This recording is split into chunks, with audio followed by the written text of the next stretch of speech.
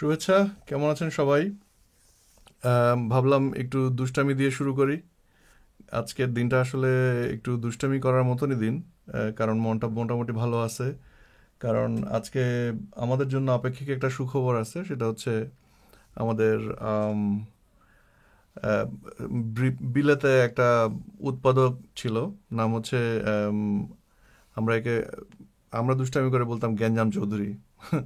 আসলে তার নাম আঞ্জাম চৌধুরী। আম, পাকিস্তানি অরিজিন।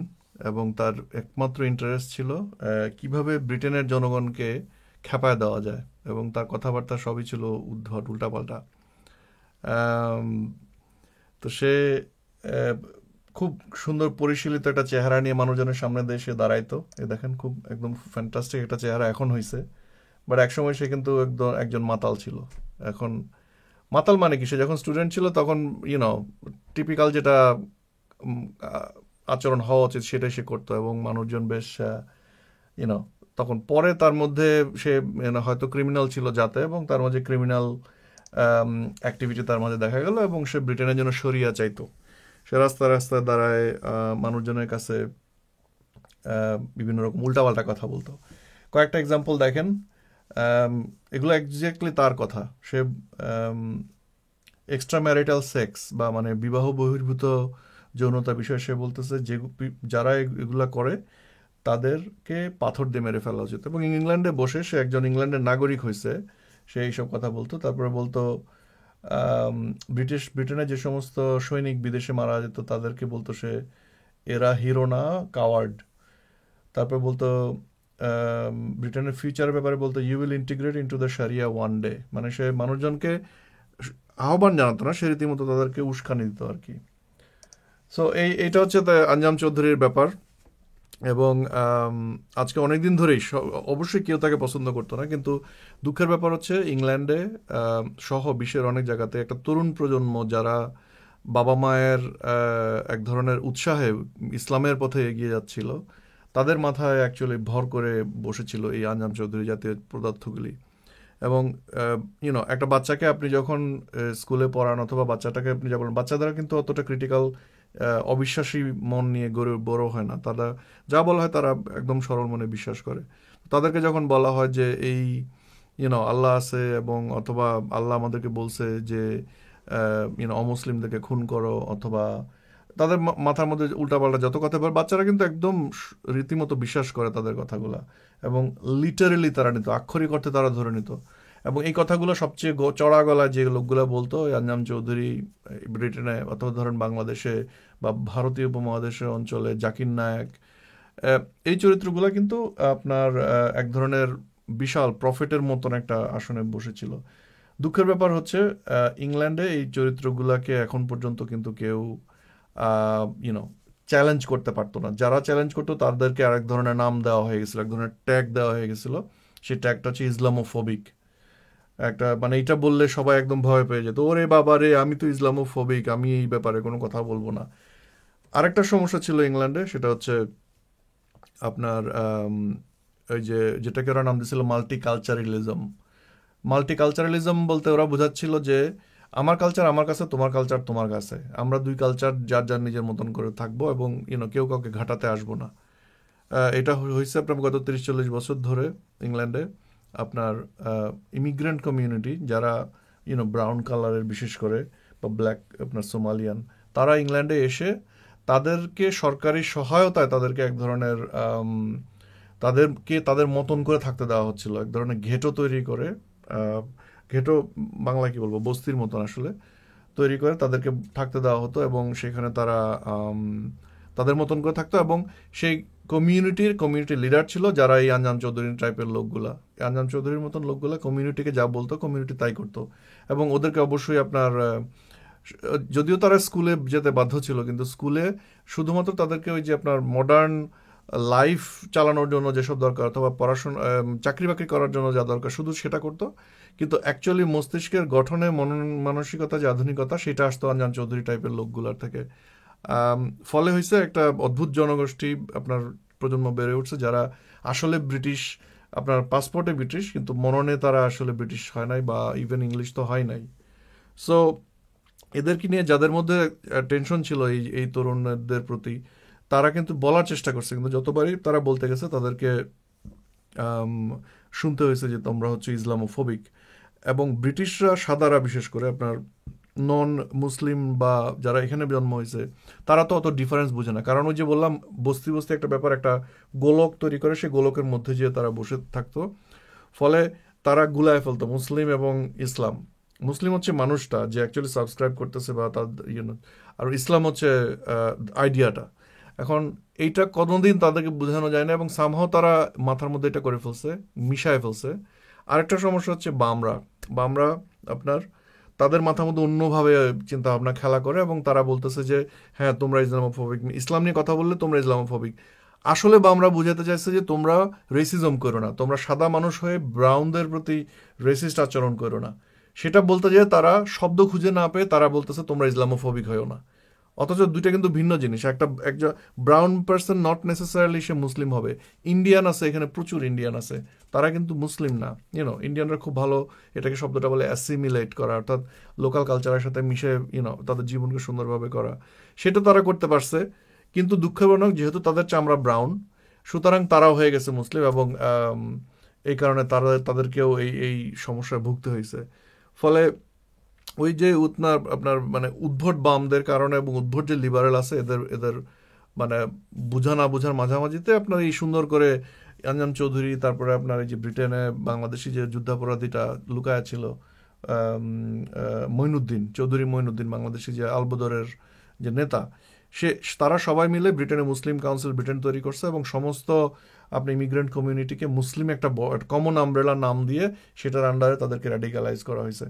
এবং এটা হয়ে আসছিল, এবং এটা থেকে বের হওয়ার কোনো উপায় আসছিল না। কিন্তু ইন্টারেস্টিংলি, আমার কাছে যেটা ইন্টারেস্টিং লাগলো সেটা হচ্ছে কয়েকটা ঘটনা পরপর ঘটতেছে। যেমন গত 1-2 বছর ধরে আপনারা দেখতে পাচ্ছেন ওয়ার্ল্ড ওয়াইড আইসিসের উত্থান হচ্ছে, এবং আইসিস রিলেটেড টেরোরিজম বিশ্বের বিভিন্ন জায়গায় ঘটে যাচ্ছে, মানুষজন মারা যাচ্ছে।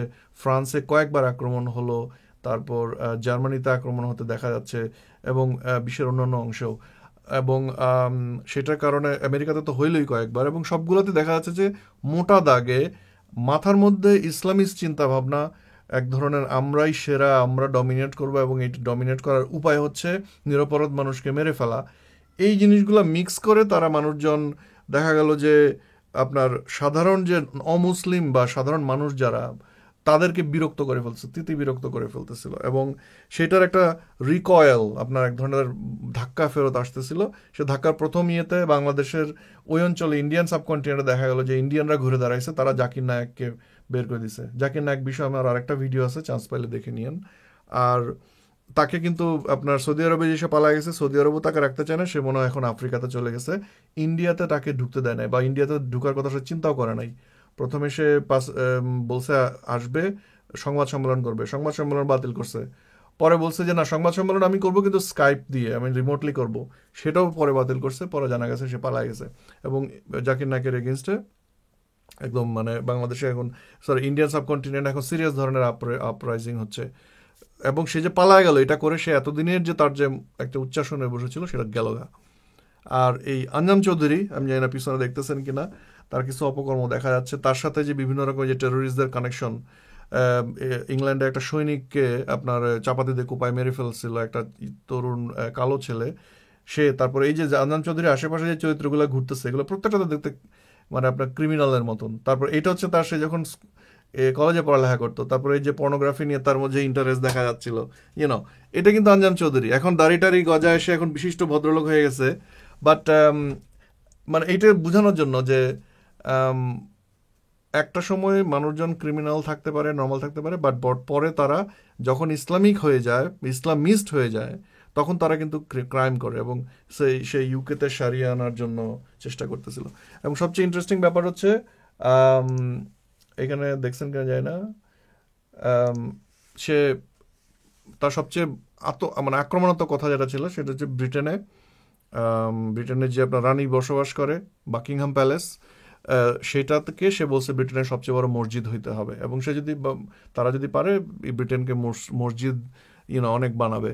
তো আপনি চিন্তা করেন, ব্রিটিশরা কিন্তু আজকের জাতি না, অনেক পুরানো জাতি। আপনার পুরো দুনিয়া তারা চুষে খাইছে এক সময়, মানুষজনের উপর পুরো দুনিয়া ইয়ে করছে। কিন্তু এটা ছাড়াও ব্রিটিশদের কিন্তু ইন্টেলেকচুয়ালি পৃথিবীতে অনেক ধরনের, যদিও ছোট্ট একটা দ্বীপ, কিন্তু ইন্টেলেকচুয়াল তারা অনেক আগে। মনে করেন এখানে অক্সফোর্ড ইউনিভার্সিটি, কেমব্রিজ ইউনিভার্সিটি, তারপর বিজ্ঞানের অনেক বড় বড় বিজ্ঞানী ব্রিটেন থেকে আসছে।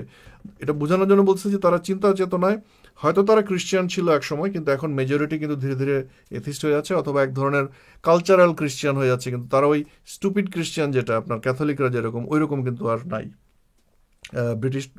ব্রিটেন হচ্ছে আপনার প্রটেস্ট্যান্ট, এবং ওদের আলাদা ধর্ম আছে, এটাকে বলে আপনার চার্চ অফ ইংল্যান্ড, একটু মানে এক ধরনের সফট ভার্সন। তো সেই ব্রিটিশদের একটা খুব পছন্দের জিনিস হচ্ছে রানী, মানে তারা কিংডম, তাদের কথা হচ্ছে যে রানী হচ্ছে তাদের এক ধরনের শ্রদ্ধার পাত্র, এবং রানীর কে অপমান করে কোনো রকম কথা এখানে বলা ঠিক না। এবং আপনি যদি সিরিয়াসলি ভাবে কথা বলতে পারেন এবং ধরা খাজেন, এখানে মনে হয় ট্রিজনে আটকা পড়ে যাবেন। এই আঞ্জাম চৌধুরী কিন্তু তাকে বলছে যে তার বাড়ি দখল করে আমাদের আমাদের মসজিদ বানানো উচিত, তাতেও কিন্তু কোনো সমস্যা হয় নাই। কিন্তু রিসেন্টলি দেখা গেছে যে আঞ্জাম চৌধুরীর কারণে অনেক রকম অপকর্ম ঘটছে। সমস্যাটা হচ্ছে যে এতদিন এটাকে কানেক্ট করা যাচ্ছিল না। সে কিন্তু নিজের হাতে বোম বানাইতো না, সে কিন্তু যে কাউকে মারতো না, কিন্তু সে ছিল ইংরেজিতে যেটাকে বলে আপনার আইডিয়াগগ, মানে ধর্মনেতা বা চিন্তার নেতা। সে মানুষকে র্যাডিকালাইজ করতো, এবং র্যাডিকালাইজ করে তাদেরকে বলতো তোমাদের এই অপরাধগুলো করা উচিত।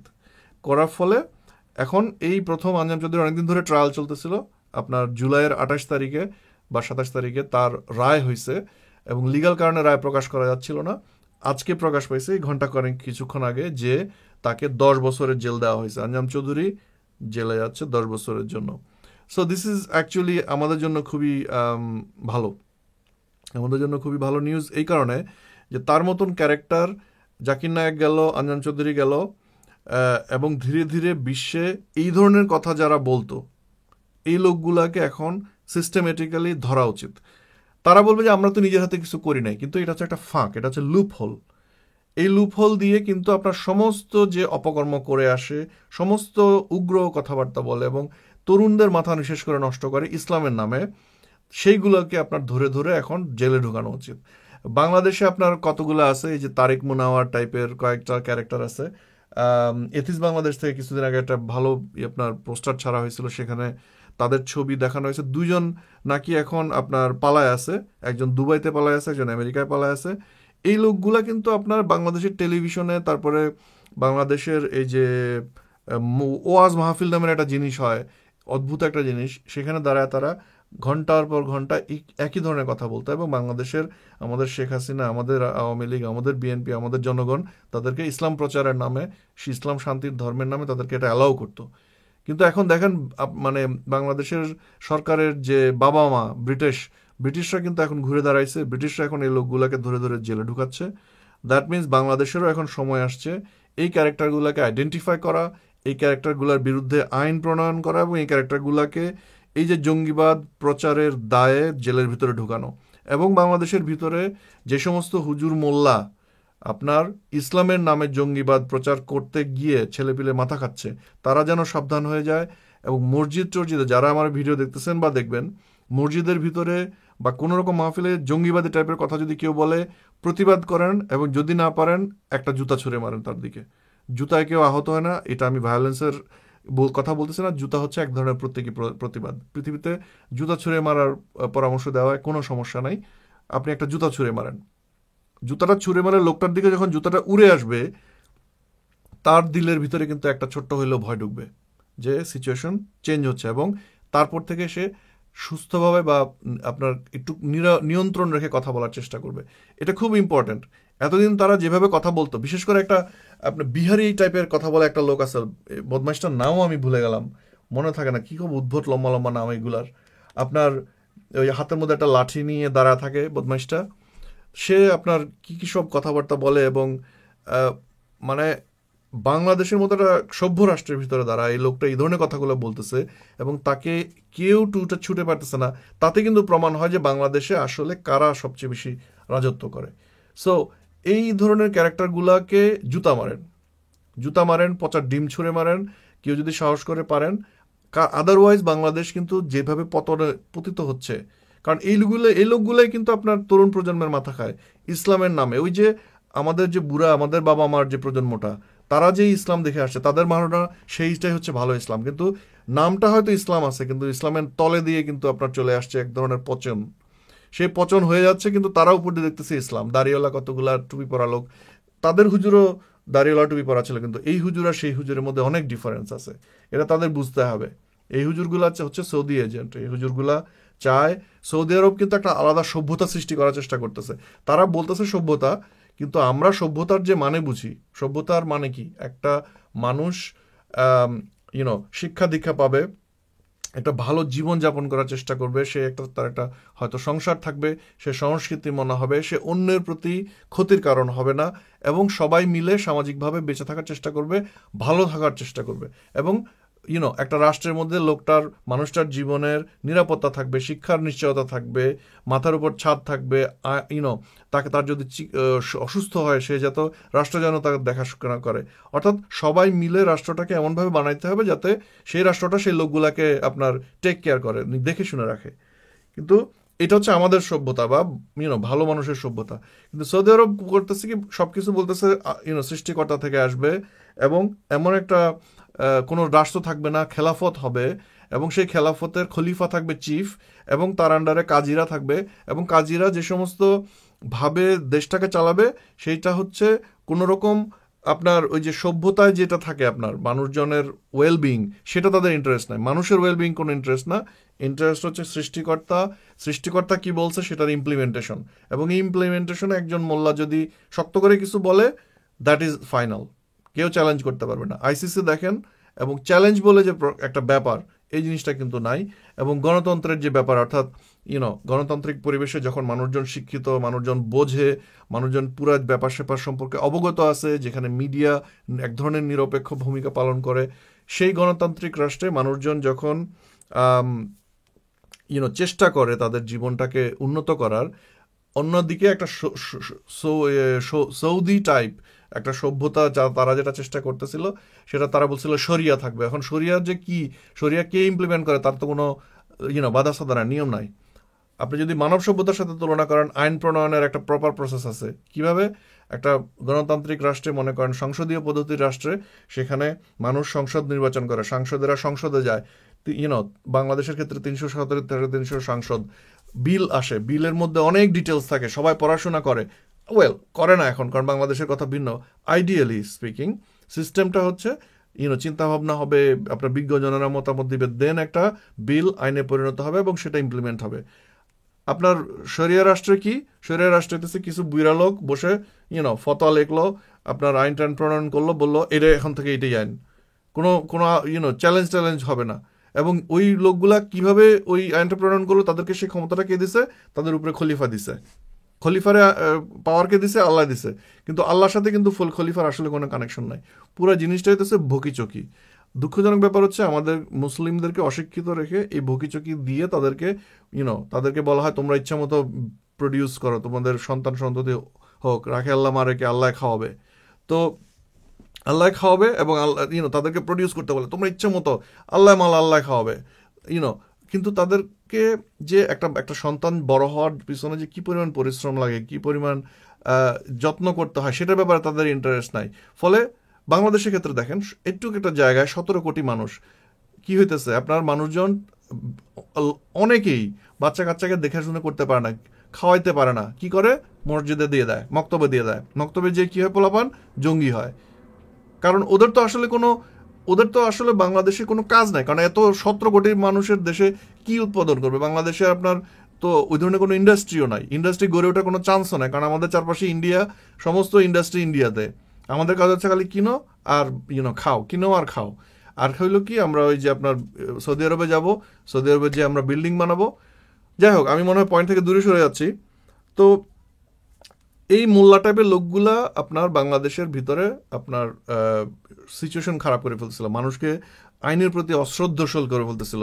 যেমন আপনারা জানি না, আপনারা মনোযোগ দিয়ে এই লোক বদমাইশগুলার কথা শুনেন কিনা, এরা কিন্তু সরাসরি বলে যে বাংলাদেশ একটা যেই রাষ্ট্র, এটা কোনো হইতে পারে না, এবং আইনের প্রতি অশ্রদ্ধা প্রদর্শন করে, বিচারপতিদের প্রতি অশ্রদ্ধা প্রদর্শন করে, বিচার ব্যবস্থার প্রতি অশ্রদ্ধা প্রদর্শন করে।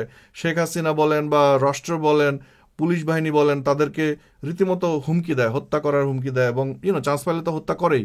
আপনাদের মনে আছে কিনা জানি না, 2013 সালে যখন দাঙ্গাগুলো চলতেছিল, সেই সেই দাঙ্গাগুলো যখন হচ্ছিল তখন আম, আপনার আচ্ছা, আমি আসলে এই মানুষজনের কমেন্ট আমার দেখতে গেলে আমি ডিস্ট্রাক্টেড হয়ে যাই, আমি কমেন্ট সরা রাখতেছি, এখন কমেন্ট দেখবো না।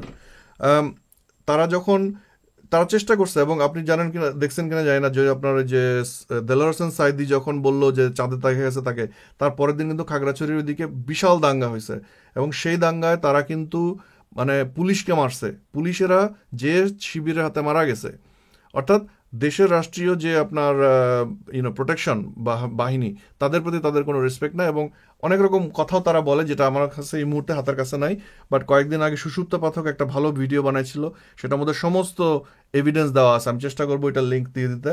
ওইটা দেখলে আপনারা বুঝবেন যে এরা কি ধরনের অসভ্য, ইতর, এবং আপনার ইউনো একটা একটা মানে অবাংলাদেশি, একটা অনাধুনিক একটা চিন্তা ভাবনা তারা তারা শুধুমাত্র যে তারা পোষণ করে তা না, তারা এটা প্রচার করে, দম্ভের সাথে প্রচার করে। আমি বলতেছি যে যদি সম্ভব হয় তাদেরকে জুতা মারেন, কারণ যখনই আপনি জুতা মারবেন সে জানবে যে অ্যাটলিস্ট একটা লোক আছে যে তার কথা মানে না এবং সে তার কথা বিশ্বাস করে না। এবং আপনার জায়গায় যদি 10 জন লোক হয়, আপনার দেখবেন আরও 100 লোক খাড়া হয়ে গেছে। কারণ এই মুহূর্তে আমাদের চোখের সামনে এভিডেন্স আছে বাংলাদেশে জঙ্গিবাদের কারণে বাংলাদেশের কি সমস্যা হচ্ছে। আমরা দেখতে পাচ্ছি আর্টিজানে আপনার মানুষগুলা মারা গেছে, তার আগে জঙ্গিবাদে ঈদের ময়দানে যে তারা বোমা ফাটাইতে গেছে। হ্যাঁ, যেই ইসলাম আপনারা খুব পছন্দ করেন, আপনাদের ইসলাম কিন্তু হাইজ্যাক হয়ে যাচ্ছে। আমরা অনেক দিন ধরে আমরা নাস্তিকরা এটা বলার চেষ্টা করছি, এবং আমরা বলার চেষ্টা করছি দেখে আমাদেরকে শত্রু বানায় দিচ্ছেন। অথচ আমরা তো বলি না যে আপনি ইসলাম ছাড়েন, আপনি ইসলাম যদি রাখেন আপনি রাখেন। কিন্তু এই হুজুরগুলা, এই আঞ্জাম চৌধুরী, এই জাকির নায়করা বলছে আপনি ইসলাম নিয়ে আপনি লুঙ্গি তুলে ঘর থেকে বেরোয় আসেন, বেরোয় এসে যে অন্যের সামনে, অন্যের মুখের সামনে যে এমনি এমনি করে লুঙ্গি তুলে নাড়াইতে থাকেন আপনার ইসলাম। এইটা ওরা আপনাদেরকে বলছে, অথচ এটা কিন্তু আপনার করার কথা ছিল না। আপনি ধর্ম পালন করবেন, আপনি মরা যাওয়ার পরে মানে আল্লাহর কাছে যাবেন, জান্নাতে যাবেন, দোজখে যাবেন, এটা টোটালি আপনার ব্যাপার। আমরা তো এসব বলতে যাইনি। আমরা নাস্তিকেরা বলছিলাম যে সভ্য মানুষের দেশে, সভ্য রাষ্ট্রে সবাই মুসলিম তা না, কিছু অমুসলিম থাকবে, কিছু নিধর্মী থাকবে আমাদের মতন, সবাই মিলেমিশে থাকবে। কিন্তু এই জাকির নায়েক, আঞ্জাম চৌধুরী, এই যে আপনার তারেক মনোয়ার টাইপের বদমাইশগুলো বলে কি না, তোমার সংখ্যা যেহেতু বেশি, তোমার দায়িত্ব হচ্ছে বাকি সবাই সাফা কিরকিরা করে ফেলো।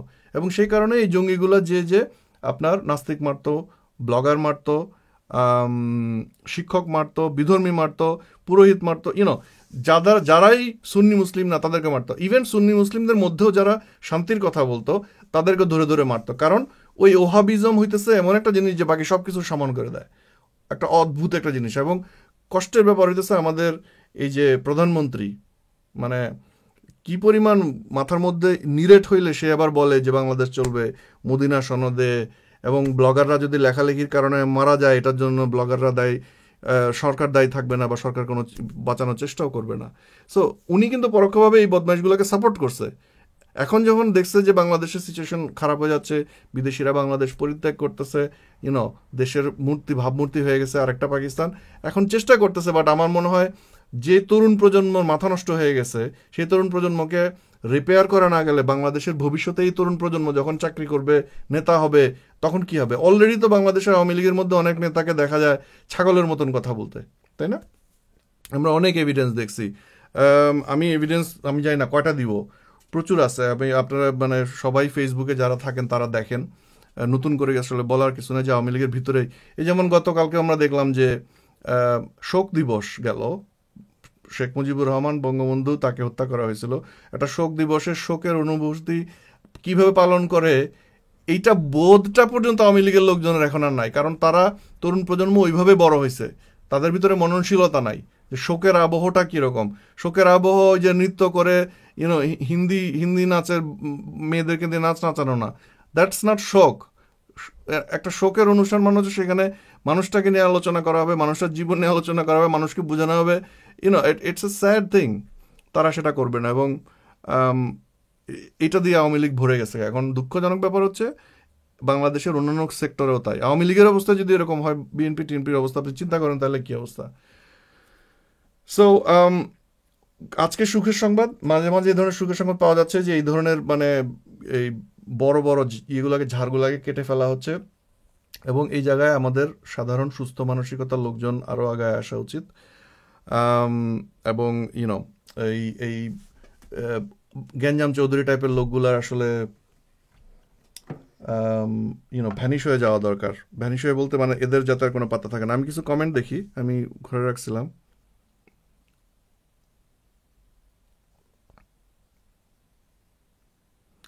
ভিডিও কেটে কেটে যাচ্ছে বলে আমার মনে হয় না, কারণ আমি কিন্তু ভালোই ভিডিও দেখতে পাচ্ছি। সো আই ডোন্ট নো আপনারা কি বলতেছেন, আপনাদের ইন্টারনেটের সমস্যা, আমার সমস্যা না। অসুবিধা নাই, এটা ইউটিউবে থেকে যাবে, আপনারা চান্স পেলে পরে দেখে নিন। এই মুহূর্তে সব কিছু যে লাইভ আসলে দেখতে হবে আই ডোন্ট থিঙ্ক সো, কারণ লুবন ফারুক লুকস বলতেছে ইংল্যান্ডের জেলখানায় ডিমের হালি কত করে চলতেছে। লুকস ভাইকে ধন্যবাদ, কারণ ইনফ্যাক্ট আমি আজকে অফিসে অসম্ভব ব্যস্ত ছিলাম, আমি শেভ করার সুযোগ পাইনি এখন বসার আগে। উনি আমাকে খবরটা প্রথম দিচ্ছেন, এবং আমি বললাম যে আপনার মুখে ফুল চন্দন পড়ুক, সিরিয়াসলি।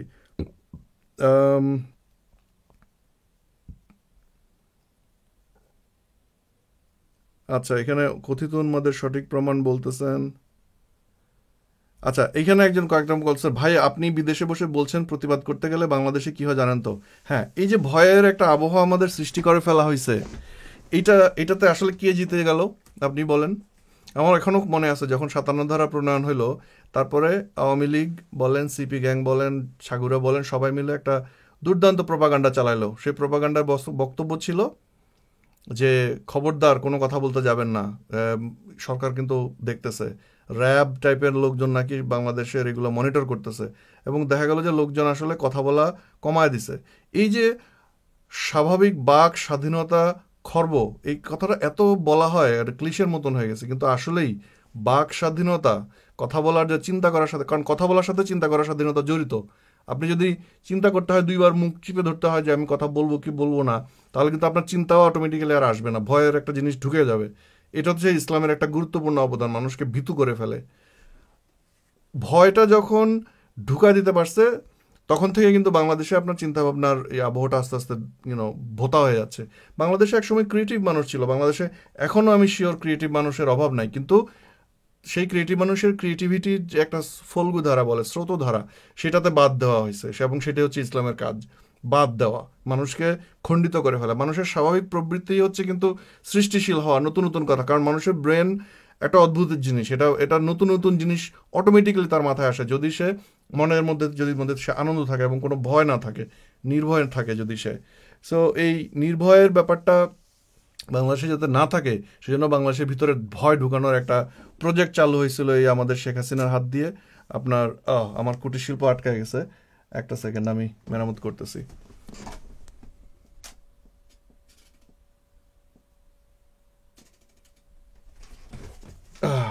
তো যাই বলতেছিলাম, তো তখন আমাদের ফেসবুকে, আমি কিন্তু মাঝে মাঝে বলি যে আমাদের ফেসবুকে আপনাকে যে আপনার মনে করেন, ফেসবুকে এখন মোটামুটি সবাই আমাদের কথাবার্তা বলি, ফেসবুকে আপনার চারপাশে যে ফ্রেন্ড লিস্ট আছে, লক্ষ লক্ষ লোক আপনাকে রিকোয়েস্ট পাঠায়, রাইট? রিকোয়েস্ট পাঠানোর পরে আপনি কিন্তু বুঝার উপায় নাই যে কে আসলে একটা রিয়েল পার্সন অথবা কে আসলে ছাগুদের অ্যাকাউন্ট। কারণ আপনি নিশ্চিন্ত থাকেন, বাংলাদেশে একটা ক্লিক ফার্ম আছে। এখন ক্লিক ফার্ম কি, এটা ব্যাখ্যা করতে গেলে সারাদিন লেগে যাবে। সোজা বাংলায়, আপনার একজন লোক মনে করেন 100টা অ্যাকাউন্ট মেনটেন করে, এবং তার কাজই হচ্ছে কোনো একটা কি বলবো, ঠিক বস্তু না, কোনো একটা লবির হয়ে, কোনো একটা গোষ্ঠীর হয়ে আপনার মতামতকে প্রভাবিত করার জন্য আপনার চারপাশে একটা বলয় সৃষ্টি করে সে একটা স্পেসিফিক টাইপের কথা বলতে শুরু করে, একটা মিডিয়ার মতন। যেমন বাংলাদেশে মনে করেন 17 কোটি মানুষ, কিন্তু এর মাঝে ইন্টারনেটে আছে আমি জানি না 5 লক্ষ মানুষ, I don't know, proper internet ব্যবহার করে। ফেসবুক ব্যবহারকারী কত আমি জানি না, মনে করেন 1 লক্ষ বাঙালির মধ্যে ফেসবুক ব্যবহারকারী করলে কিন্তু আমাদের অ্যাকাউন্ট কিন্তু বাংলাদেশে মনে করেন রেজিস্টার করা আছে 3 লক্ষ। এই 2 লক্ষ অ্যাকাউন্ট কোথা থেকে আসে নোবডি নোজ। হ্যাঁ, আমি এগুলো টোটালি কিন্তু হাইপোথেটিক্যাল এবং থিওরিটিক্যালি বলতেছি, প্র্যাকটিক্যালি আছে, কিন্তু সংখ্যাগুলা অ্যাকচুয়াল ফিগারটা হয়তো ডিফারেন্ট। কেন বলতেছি? এরাই কিন্তু আমাদেরকে প্রভাবিত করে, আমাদের চিন্তাধারা প্রভাবিত করে। যেমন আমি আজকে মনে করেন 10 বছর ধরে ফেসবুকে না, আমার টোটাল ব্লগের মধ্যে আছি, আমি চিনি, বুঝতে পারি কে কোনটা, ফিল্টার কি। কিন্তু এখন আমি দেখি আমার ফ্রেন্ড লিস্ট মোটামুটি ফুল অ্যাপ হয়ে গেছে গা। এখন আমি দেখি মাঝে মাঝে কিছু ক্যারেক্টার আছে যাদের কাজই হচ্ছে স্পেসিফিক টাইপের নিউজ আপনার শেয়ার দিলে হয় কি আপনার টাইমলাইনে চলে আসে। এখন মনে করেন একটা লোক শেয়ার দিল, কিন্তু আপনার লিস্টে যদি ওই ওই ধরনের 300টা অ্যাকাউন্ট থাকে, 300টা অ্যাকাউন্ট যখন একই সাথে একই জিনিস শেয়ার দেওয়া শুরু করবে, ওই দিন আপনার মনে হবে ওইটাই সত্য, ওইটাই বাস্তবতা। যেমন হঠাৎ করে ওই সমস্ত নিক, লক্ষ লক্ষ নিক, তারা লগ ইন করে একটা শেয়ার করে, কথাবার্তা বলে, বিভিন্ন জায়গায় কমেন্ট করে, আবার আরেকটা নিক দিয়ে লগ ইন করে, এবং তারা কিন্তু আপনার চারপাশে বিভিন্ন রকম অ্যাড করে। মনে করেন আপনার ফ্রেন্ড লিস্টে যদি 1000 লোক থাকে, মনে করেন 500 হইতেছে ভুয়া এদের হাতে। দ্যাট মিনস আপনার তালিকার মধ্যে 500 লোক কন্টিনিউয়াসলি আপনাকে প্রভাবিত করার জন্য মিথ্যা কথা বলতেছে। এত কথা এই জন্য বলতেছি যে ওই নিকগুলো মাঝে মাঝে মানুষের ইনফ্লুয়েন্স করার জন্য, যাতে আমাদের চিন্তাভাবনা কথা স্বাভাবিক গতিতে যেতে না পারে, সেজন্য তারা আমাদেরকে উল্টাপাল্টা কথা শোনায়। এবং কয়েকটা পপুলার ক্যারেক্টারও আছে যারা এগুলা করে থাকে। আমি নাম নিতে চাই না, নাম নিতে পারে। আরিফার হোসেন নামে একটা বিষ্ঠা আছে, আমি জানি, তার কাজই হচ্ছে এগুলা করা। তারপর কতগুলো গ্রুপ আছে, গ্রুপের ভিতরে আপনার এই ধরনের কথা কন্টিনিউয়াসলি, যেমন একটা দেখলাম কি জানি, ফেসবুক ইউজার লিগ, আপনার প্রায় 100,000-এর উপর লোক, 100,000 কত, 1 লক্ষ না, 1 লক্ষ লোক ওইটার ভিতরে, এবং কন্টিনিউয়াসলি ইসলাম, আরব, কাবাগর, এইটা ছাড়া আর কোনো কিছু না। এখানে আর কেউ কোনো কমেন্ট করতে পারে না। মানুষজন কিন্তু ঠিকই দেখতেছে, শুনতেছে, সবই ইসলামের নামে হইতেছে, এবং মাঝখান দিয়ে উল্টাপাল্টা কথা ঢুকায়।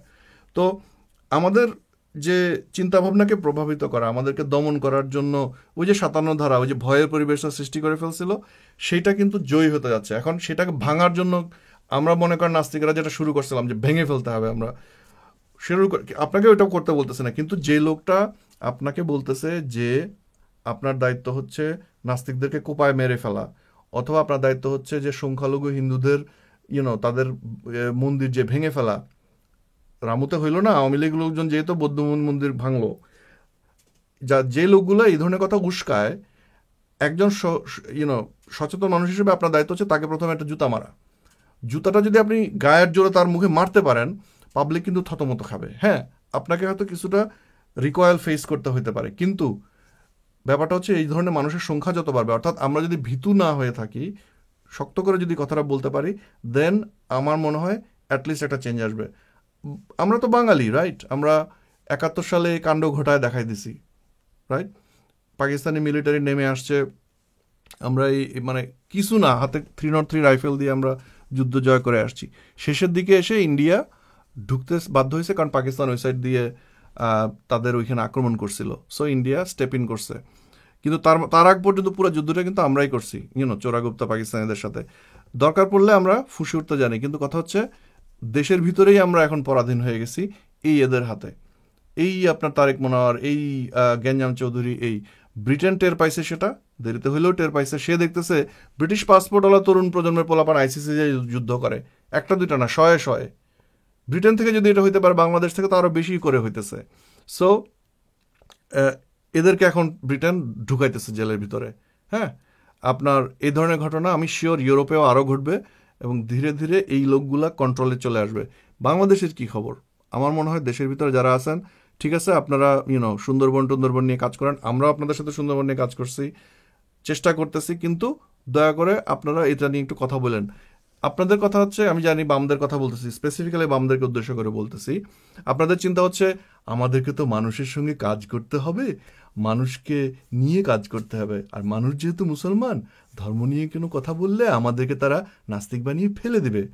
মানে এটা কিন্তু একটা এক্সকিউজ, আমি জানি আপনারা যে এই এক্সকিউজটা দেখান, এটা খুব ভালো জানি, কিন্তু আপনাদের ভিতরেও প্রবলেম আছে, আপনাদের ভিতরেও একটা এলিমেন্ট, একটা অংশ আছে যারা ফরহাদ মাজার, বরবাদ মাজার, এই টাইপের ক্যারেক্টারগুলোকে ফলো করে, এবং তাদের ওই ইসলাম হচ্ছে তাদের কাছে বিপ্লব। হ্যাঁ, এই যে আপনার জঙ্গিবাদ, এগুলো হচ্ছে তাদের কাছে বিপ্লবের সমান। এখন বিপ্লবের সংজ্ঞা যদি আপনারা না জান, বিপ্লব কিসের জন্য করতেছেন সেটা যদি আপনারা না জানেন, তাহলে এই ধরনের মানে বিষ্ঠাদেরকে আপনারা কিভাবে সমর্থন দেন আমরা জানি না, এটা উচিত না। সুতরাং যেটা বলা দরকার সেটা শক্ত করে বলেন। হ্যাঁ, আপনারা সর্বক্ষণ আপনাদেরকে বলি না যে ইসলাম করতে, ওটা মনে করেন আমাদের উপর ছেড়ে দেন, কিন্তু যখন বলা দরকার তখন সেটা বললেন, কিন্তু এটা এদেরকে আশকারা দিয়ে না, শক্ত করে একবার বলে দিয়ে আপনারা আপনাদের সুন্দরবন নিয়ে থাকেন, আমরাও সুন্দরবন নিয়ে আপনাদেরকে হেল্প করব, নো প্রবলেম। কিন্তু মানে আপনাদের মাঝে মাঝে আমি দেখি চিরিক দিয়ে উঠে আপনারা হঠাৎ করে নাস্তিকদের নিয়ে পারা গেল না, সবগুলো নাস্তিক বেয়াদব, বেইজ্জত। হ্যাঁ, আমি জানি নাস্তিকদের মধ্যে কিছু বদমাইশ আছে, আমি জানি, আমি নাম নিতে চাই না। বাংলাদেশের ভিতরে কিছু ক্যারেক্টার আছে যারা আসলে তাদের কর্মকাণ্ডের কারণে পুরা মনে করেন সেকুলার সমাজ বলেন বা আমাদের মতন যারা আছে, যারা মনে করেন সারাক্ষণ বাম নিয়ে পড়ে নাই, তারা তারা কিন্তু মাঝে মাঝে বিপদে পড়ি আমরা। তার মানে এই না যে ওরাই সবাই, কিছু বাজে এক্সাম্পল আছে। ইনফ্যাক্ট হয়তো আমি সব বাম নিয়ে এখন এই কথাটা বলতে যেও হয়তো কিছু বাজে বামের এক্সাম্পল দিয়ে সবাইকেও দুষ্ট, অর্থাৎ জেনারেলাইজেশনের দোষে দুষ্ট সবাই হয়তো হতে পারে। যতক্ষণ পর্যন্ত আমাদের মাথার মধ্যে এই চিন্তাগুলো থাকবে, বোঝা হবে এন্ড অফ দ্য ডে বাংলাদেশে আমরা আসলে কি চাচ্ছি, তাহলে কিন্তু আমাদের আমাদের ইউনো অ্যাটলিস্ট আমরা সামনে আগাইতে পারবো। এখন যেটা হচ্ছে আমাদের হাসিনা মদিনা সনদ আনতেছে, আর জামাত বিএনপি তো আছেই, তারা তাদের এই যে আপনার তারেক মনোয়ার টাইপের লোক দিয়ে বাংলাদেশের মানুষের মন দখল করতেছে। আজকের এই রায়টা যে আসলো, এই যে আপনার লোকটা বিষ্ঠাটা যে জেলে গেল, এটা হচ্ছে একটা খুব গুরুত্বপূর্ণ ব্যাপার। কারণ হচ্ছে এই লোকটাকে কিন্তু সরাসরি কোনো চার্জ নাই, তার কোন রকম ট্র্যাডিশনাল ফর্মে কোনো রকম অপরাধের মধ্যে তাকে ফেলা যাবে না। এবং সে খুব ভালো করে জানতো যে কিভাবে আপনার এই যে একদম বর্ডারে, একদম আইনের যে সীমা, অপরাধ এবং নিরপরাধের যে একটা বর্ডার, সে বর্ডারে সে সর্বক্ষণ বিচরণ করত। নিজে কোনো অপরাধ করতো না, কিন্তু তার কথার মাধ্যমে বাক স্বাধীনতার সুযোগ নিয়ে মানুষজনকে উস্কাইত এবং তরুণ প্রজন্মের মাথা নষ্ট করতো। ব্রিটেনের সিস্টেম এখন চেঞ্জ হয়েছে, তারা এটার গুরুত্বটা উপলব্ধি করছে এবং এই লোকটাকে জেলে ঢুকাইছে। বাংলাদেশ সহ যে সমস্ত দেশ এই ধরনের প্রবলেম ফেস করতেছে, তরুণ প্রজন্ম সবখানে আছে। ব্রিটেনে যদি তরুণ প্রজন্ম নষ্ট হয়ে যেতে পারে, বাংলাদেশে তো তরুণ প্রজন্ম নষ্ট হওয়া আরও সহজ। এবং বাংলাদেশে যে আপনার আজকে আমি নিউজে দেখলাম মানারাত নামে একটা ইউনিভার্সিটি জামাতে চালায়, তারপরে আপনাদের এই যে প্রাইভেট ইউনিভার্সিটিটা কি জানি নাম, নর্থ সাউথ, তারপরে এই ধরনের আরও যে সমস্ত ইউনিভার্সিটিগুলো আসে, এত প্রাইভেট ইউনিভার্সিটি বাংলাদেশে কি করবে আমি জানি না। 17 কোটি লোক আছে বানলাম, কিন্তু পোলাপান পড়াশোনা করে কি করে আমি জানি না। এত প্রাইভেট ইউনিভার্সিটি, এত ডিগ্রিধারী দিয়ে আমরা কি করে আমি জানি না। বাংলাদেশের প্রায় পাবলিক ইউনিভার্সিটিগুলোকে ভালো মতো করলে, ভালো মতো এডুকেশন করলে, ভোকেশনাল ট্রেনিং ইনস্টিটিউট বানাইলে তো এনাফ। ব্রিটেনে কয়টা ইউনিভার্সিটি আছে আপনারা জানেন? ব্রিটেনে এতগুলো লোক সবাই কি ইউনিভার্সিটিতে যায়? হ্যাঁ, বাংলাদেশে সবাই খালি ইউনিভার্সিটিতে যেতে চায়। একটা সাধারণ ভালো জীবনযাপনের জন্য ইউনিভার্সিটি সবসময় গুরুত্বপূর্ণ না। ভোকেশনাল লাইফ দিয়ে এখানে প্রচুর লোক সারা জীবন কাটায় গেছে, ওইটা হচ্ছে মানুষকে বুঝাইতে হবে। সো মানুষের মনের ভিতর যে তারা ঢুকে গেছে, তরুণ প্রজন্মের মাথা নষ্ট করতেছে, এইটা সরকার বুঝছে, আশা করি বাংলাদেশ সরকারও বুঝবে। এবং আমরা সবাই যদি এরকম করে হাত তুলে বসে থাকি তাহলে তো চলবে না। যাই হোক, ওনার যে কমেন্টটা ছিল যে যে প্রতিবাদ করতে গেলে বাংলাদেশে কি হয় জানেন তো, এই যে কথাটা বলছেন এটা দিয়ে আসলে মানুষকে ভয় দেখানো হয়। সো এই ভয়টা, ওই যে বলে না, একটা ইটা ছুঁড়ে মারতে হয়, একটা প্রতিবাদ করতে হয়। কেউ না কেউ যদি একটা শক্ত করে প্রতিবাদ করতে পারেন, এবং যেই প্রতিবাদের পিছনে আমাদের মনের ভিতরে ফুসতেছে, হঠাৎ করে দেখবেন there will be a change. এবং আমাদের এই যে ফেব্রুয়ারি মাসে 2013 সালে ঠিক এই ঘটনাটাই ঘটছিল। মানুষের ভিতরে চাপা ক্ষোভ ছিল, ক্ষোভটা বিস্ফোরণ হয়েছিল শাহবাগ। এবং সেই শাহবাগ যখন হইল, সরকার কিন্তু বুঝে গেছিল, এবং সেই জন্যই সরকার আপনার থাবা বাবাকে মারতে হয়েছিল, এবং সরকার আওয়ামী লীগের লোকজন ঢুকায় শাহবাগ দখল করতে হয়েছিল, লাকি আক্তারের মাথায় বাড়ি মারতে হয়েছিল। হ্যাঁ, তারপরে এই যে আমি খুব বেশি ডিটেল বলতে চাই না, কিন্তু আন্দোলনটাকে ধ্বংস করা হয়েছিল। মানুষজন প্রতিবাদ করতেছে, সেখানে একটা একটা নাস্তিকের মরদেহ এনে তার জানাজা পড়া দেওয়া হলো। এটার মতন একটা অশ্লীল অসভ্য কাজ বাংলাদেশেই হইলো, এবং আন্দোলনটা ধ্বংস করে দেওয়া হলো। সো এই ধরনের আন্দোলন ধ্বংস হবে। এবং এখানে কারা কারা গুরুত্বপূর্ণ জড়িত ছিল খেয়াল রাখেন। আমাদের এই যে মাহমুদুর রহমানের আমার দেশ নাকি আরেকটা পত্রিকা কিছু অনলাইন নিয়ে ছিল, এবং আপনার টক শোজীবী যাদেরকে আমরা টক মারানি বলি, এরা ছিল। তারপর সরকারের আপনার যে নীরবতা ছিল, সরকারের প্রচ্ছন্ন সমর্থন ছিল, লীগের পোলাপান জড়িত ছিল ডেফিনেটলি এটার সাথে। কারণ এই লীগের পোলাপানের অবস্থা তো আমরা এখন দেখতেছি। বাংলাদেশে একটা সুযোগ ছিল ধরেন ছাত্র ইউনিয়নের ভালো করার। আমি ছাত্র ইউনিয়নের ব্যাকগ্রাউন্ড না, কিন্তু আমার মনে হয় তাদের একটা ভালো করার সম্ভাবনা আছে, কিন্তু তারাও আমার মনে হয় না যে তাদের সম্ভাবনার যে বাস্তবায়ন এটা করতে পারতেছে। তারাও সরকারের এক ধরনের পোঁ ধরা। এবং আমি কয়েকজন ছাত্র ইউনিয়নের সাথে কাজ করে কয়েকজনের আমি পোস্টস দেখি মাঝে মাঝে, এবং it's not that nice. So ওই বিদ্রোহটা যদি বাংলাদেশে মানুষ করতে পারে, অ্যাটলিস্ট এই ইসলামের অপব্যবহারের বিরুদ্ধে, কারণ ইসলাম দিয়ে কিন্তু মানুষকে দমন করা যায়, এটা সরকার ভালো করে জানে। বিশ্বের অনেক দেশে অনেক সরকারই এই কাজটা করে থাকে। ইসলাম লেলিয়ে দাও, মানুষজন ভয়ের চোটে ঢুকে যাবে গা, সেটাই বাংলাদেশে হচ্ছে। সবাই এখন জঙ্গিবাদ নিয়ে দৌড়ের উপর আছে, পুরা দৌড়ের উপর। মানুষের আর কোনো কাজ নাই, সামনের দিকে তাকানোর চিন্তা নাই। ইংরেজিতে কি জানি একটা কথা আছে যে বাটার দ্য ক্যাট, মানে এটা হচ্ছে একটা মেটাফোর। মানে বিড়াল হচ্ছে খুব পরিচ্ছন্ন প্রাণী, বিড়াল সারাদিন দেখেন গা চাটতে থাকে, লোম পরিষ্কার করতে থাকে, খুব পরিচ্ছন্ন একটা প্রাণী। কিন্তু বিড়াল মাঝে মাঝে দুষ্টমিও করে, মনে করেন পোষা বিড়াল ঘরের ভিতরে এইটা ভাঙে সেটা ভাঙে, লাফালাফি করে, খাওয়া দাওয়া করে। সো বিড়ালকে যদি অকিউপাই করে রাখতে হয়, মানুষজন করে কি, এখানে আপনার বিড়ালের গায়ের মধ্যে ওই যে বাটার আছে না, মাখন, সুন্দর করে কয়েকটা মাখন লাগায় দেয়। আর মাখন এমন একটা তেল চটচটা জিনিস, বিড়াল সারাদিন চাটলেও গায়ের চামড়া থেকে যায় না। বিড়ালের আর কিছু করার সময় থাকে না, সুযোগ থাকে না, সে তো তার যেহেতু ক্লিন করতে হবে, সে রুমকে চাটতেছে চাটতেছে চাটতেছে। ফলে বিড়ালের হাত থেকে মালিক মোটামুটি।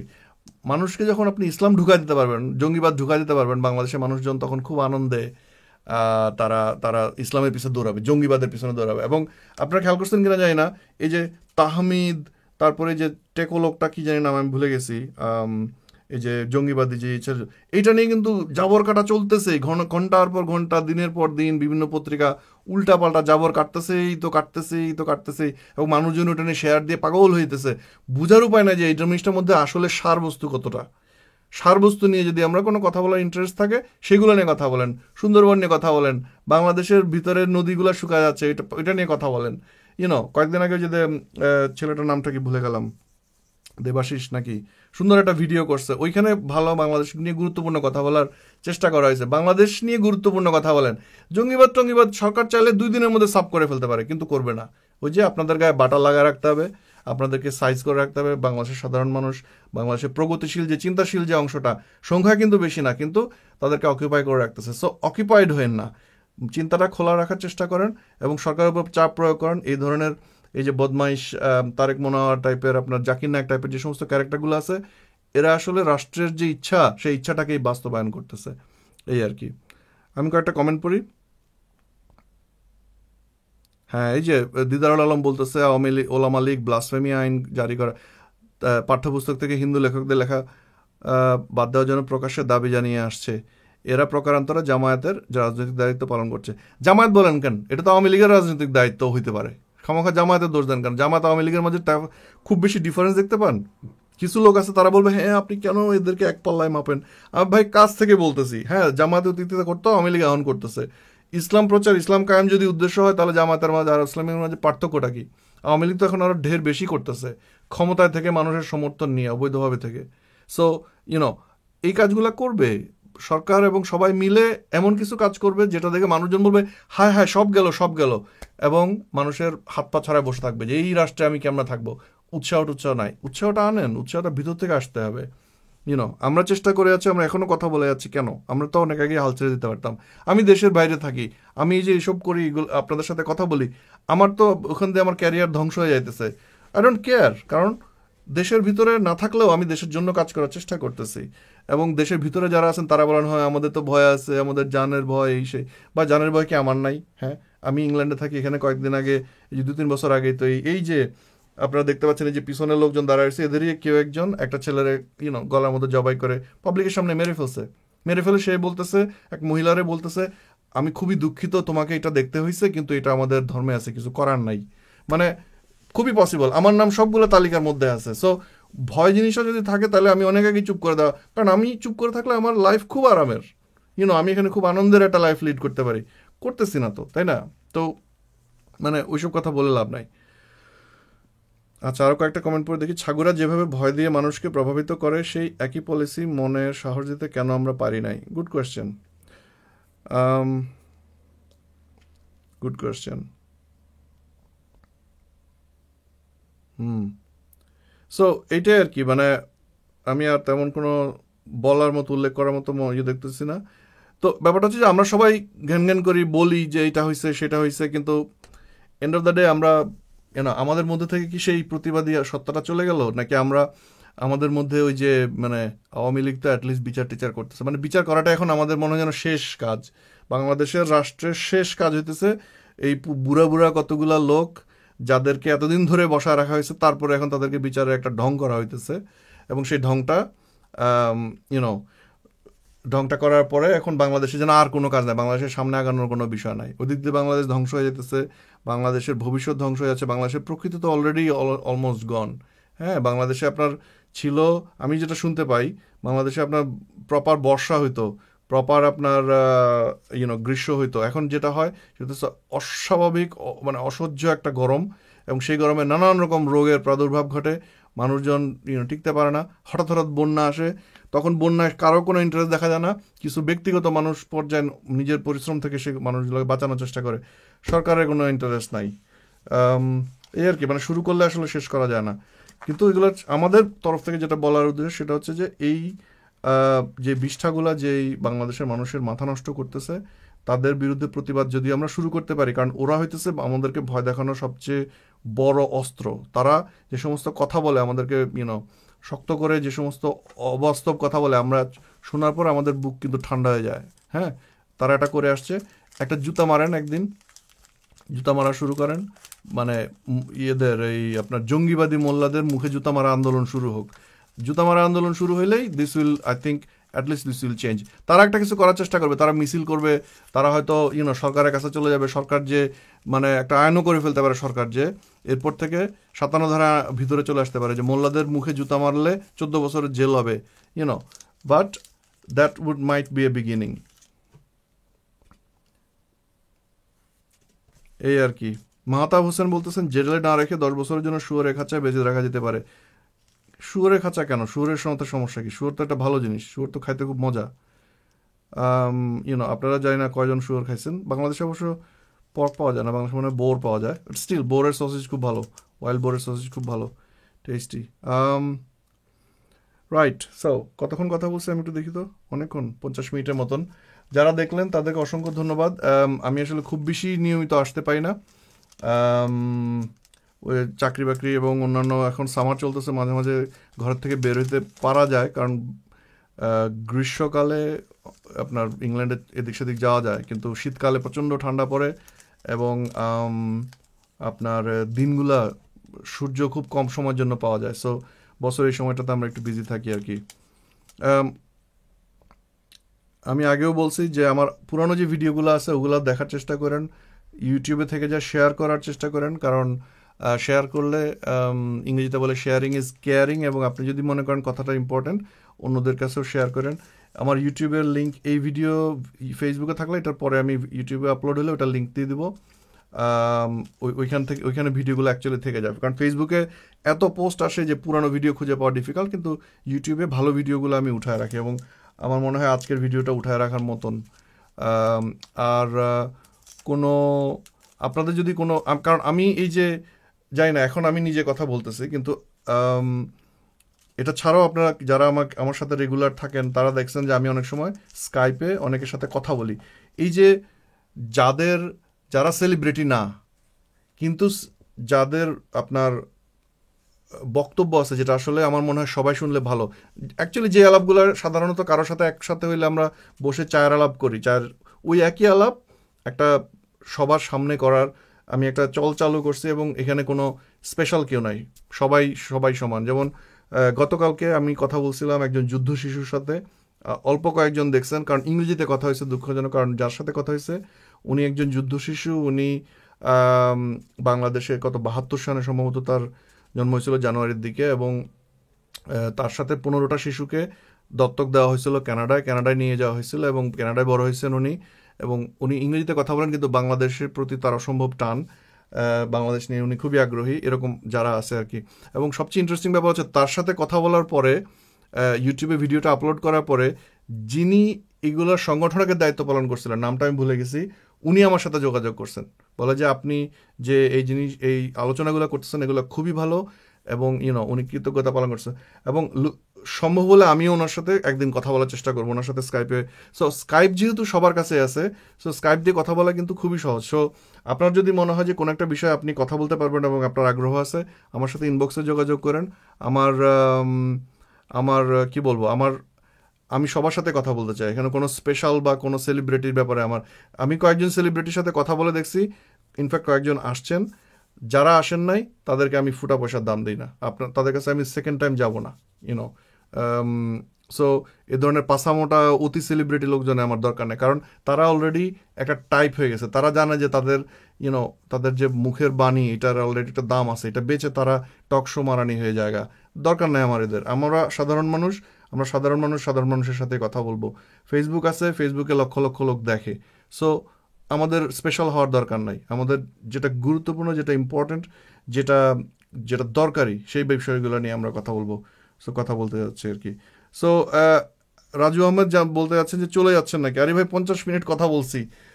আজকের যে বিষয় ছিল সেই বিষয়ের আশেপাশেই থাকার চেষ্টা করছি। সো বিষয় থেকে খুব বেশি দূরে যেতে যাচ্ছি না। বিষয়ের সামারি যেটা ছিল, আঞ্জাম চৌধুরী নামের ব্রিটেনের একটা জঙ্গি উস্কানিবাদী একটা মোল্লা, তাকে সরকার, ব্রিটিশ সরকার 10 বছরের জন্য জেলে ঢুকাই দিছে, এবং তার অপরাধ হচ্ছে আপনার আইসিসের জন্য মানুষজনকে রিক্রুট করার জন্য সে আহ্বান জানাইছিল, which is a really bad thing. এবং এই আর কি। শহীদুল মোল্লা হক বলতেছেন টেলিফোন কনফারেন্স, হ্যাঁ স্কাইপ, টেলিফোন কনফারেন্স না, স্কাইপ কনফারেন্স আর কি। সো স্কাইপ কনফারেন্স বলে এটাকে। মানে আমি এখানে আলোচনাটা স্কাইপে করি, দেন এটা ফেসবুকে লাইভে চলে যায়। সো ওইটা নিয়ে আপনার চিন্তা করার দরকার নেই, কিন্তু যারা ইম্পর্টেন্ট কথা নিয়ে আলোচনা করতে চান, আরেকটা সিরিজ আমি চালু করছি, সেটা আমি এখন যেটা নিয়ে কথা বলছি সেটার সাথে কমপ্লিটলি ডিফারেন্ট। সেটা হচ্ছে বই বিষয়ক আলোচনা। একটা ভিডিও আমি আপলোড করছিলাম এবং অনেকেই খুব পছন্দ করছেন।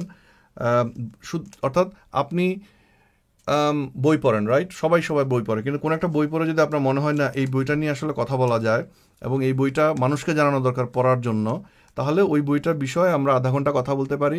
ইনফ্যাক্ট আপনার সাথে আমি কথা বলবো, কিন্তু আপনিই বেশিরভাগ কথা বলবেন বইটা বিষয়ক, যে বইটার মধ্যে এইটা ভালো, ওইটা ভালো, বা এইটা বলা হওয়ার চেষ্টা করা হয়েছে, whatever you want to say. তাতে হবে কি, যারা বইটার কথা শুনবে তারা হয়তো আগ্রহী হবে বইটা পড়তে, বইটা কিনতে, এবং বইটা জোগাড় করে হয়তো আপনি একদিন পড়েও ফেলতে পারেন। কারণ এখন এই ডিজিটাল সোশ্যালের যুগে এখন বই পড়ার মনে হয় ইন্টারেস্ট মানুষের কমে যাচ্ছে। এটা ঠিক না, কারণ ডিজিটাল সোশ্যাল এগুলো আসলে কোনোদিন বইয়ের বিকল্প হতে পারবে না, কোনোদিন পারবে না। বই পড়ার অভ্যাস আমাদের জারি রাখা দরকার, এবং আমরা বাঙালিরা একদিক দিয়ে গর্ব থাকাটা আমাদের উচিত যে আপনার আজকের থেকে কত বছর আগে, অনেক বছর, 52 সালে, আই ডোন্ট নো, 70 বছর আগে আমাদের বাংলাদেশের এই যে তরুণ প্রজন্ম, যাদেরকে বলা হয়েছিল তোমরা বাংলায় কথা বলতে পারবা না, তোমাদেরকে উর্দুতে কথা বলতে হবে, তখন আপনাদের মতন কেউ যদি বলতো দেশের তো অবস্থা জানেন, পাকিস্তানের অবস্থা কি এখনকার বাংলাদেশের চেয়ে অনেক ভালো ছিল? অনেক খারাপ ছিল। পাকিস্তানের মিলিটারি সব কিছু ছিল, তাদের প্রতিবাদ করছে বাঙালি পোলাপান। সো সেই একই দেশে বাঙালি পোলাপান হয়ে আমরা তো নিশ্চয়ই ভেদাইমা হয়ে যায়নি, বোতা হয়ে যায়নি, তাই না? প্রতিবাদ আমরা এখনও করতে পারবো, করা উচিত। বাংলাটা তারা তারা কিন্তু রাখছিল, এবং সেই কারণে আমরা এখন বাংলায় কথা বলতে পারি। আমি এখন বাংলায় কথা বলতে পারতেছি, এবং আমি উর্দুতে কথা বলতেছি না, এবং আমরা এখন বাংলায় বইমেলা করি, তাই না? এটা একটা বিশাল ব্যাপার। আপনার বাঙালির এই যে আমাদের আমাদের পূর্বপুরুষেরা নিজের প্রাণ দিয়ে বাংলা ভাষাটা রক্ষা করে গেছে, সেই জন্য জাতিসংঘে 21শে ফেব্রুয়ারি হচ্ছে মাতৃভাষা দিবস। আমরা তো এটা নিয়ে গর্বিত হওয়া উচিত। হ্যাঁ, তাহলে প্রতিবাদ আমরা করি না কেন? এই আর কি। সো আজকের মতো তাহলে এখানেই রাখি। যারা দেখলেন, যারা দেখছেন, সবাই ভালো থাকেন, সুস্থ থাকেন। আরিফুর রহমান, লন্ডন থেকে। আমি একটা সুন্দর ভিডিও দিয়ে শুরু করছিলাম, আমি ওই ভিডিওটা আবার দিয়ে যাচ্ছি। আমার কাছে খুব নাইস একটা মিক্স মনে হয়েছে, মিক্সটা দেখেন। আশা করি পরে আবার কোনো দিন দেখা হচ্ছে। ভালো থাকুন, সুস্থ থাকুন, যেখানে থাকেন।